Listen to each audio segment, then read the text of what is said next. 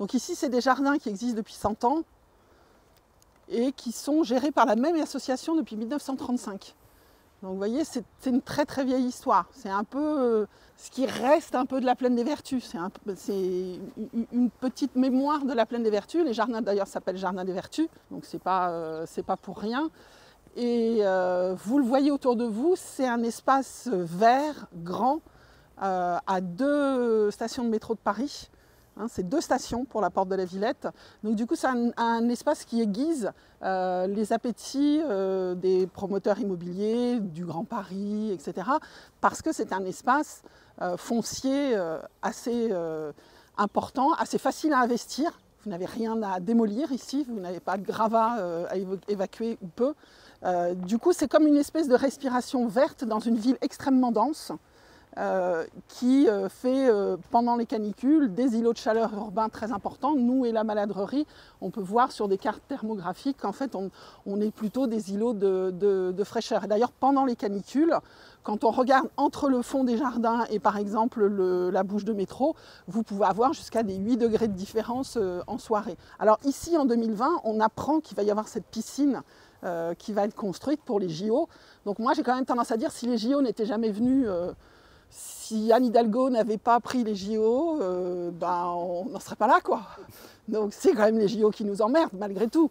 Parce que s'il n'y avait pas eu les JO, la piscine elle aurait probablement été ailleurs, vu qu'il y avait des projets pour mettre la piscine dans le fort depuis très longtemps. En fait, ces projets existent depuis très longtemps.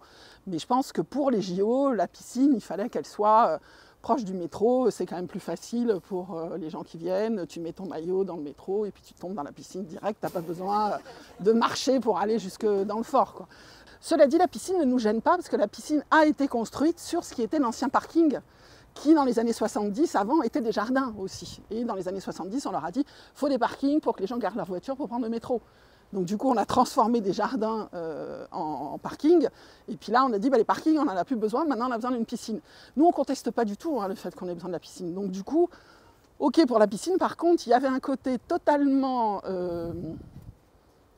ubuesque à vouloir, à côté de cette piscine, mettre un solarium, spa, fitness, etc.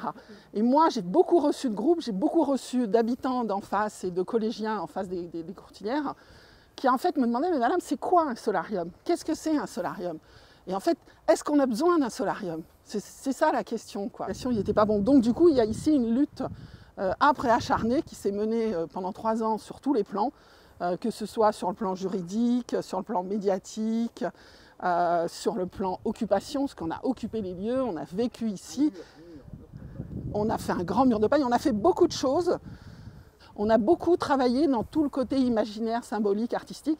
Et je pense que c'est ça aussi qui a beaucoup parlé et qui a fait qu'on a été extrêmement médiatisé et qui nous a permis de gagner. Parce que pour le coup, on réussit à faire tomber le PLU de Plaine Commune sur le territoire des jardins et on oblige Plaine Commune à refaire un PLU, ce qui quand même est incroyable. Et dans l'enquête publique pour le nouveau PLU, on a 240 personnes qui vont dire qu'elles sont contre.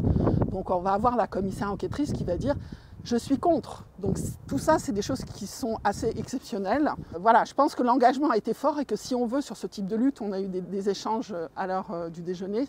Il y a la voie légale, la voie juridique, mais en fait, cette voie juridique, elle ne suffit absolument pas. On ne gagne rien avec le juridique.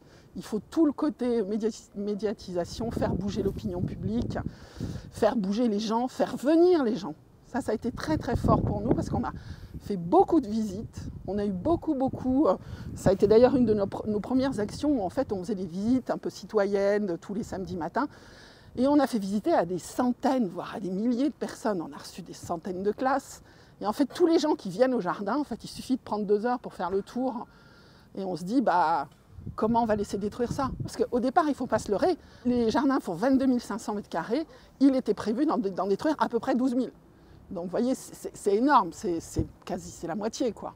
Et maintenant, on se retrouve avec les 4000 du solarium, spa, etc. qui ont été détruits, mais on a gagné sur le PLU parce que le temps de la justice n'est pas le temps des militants.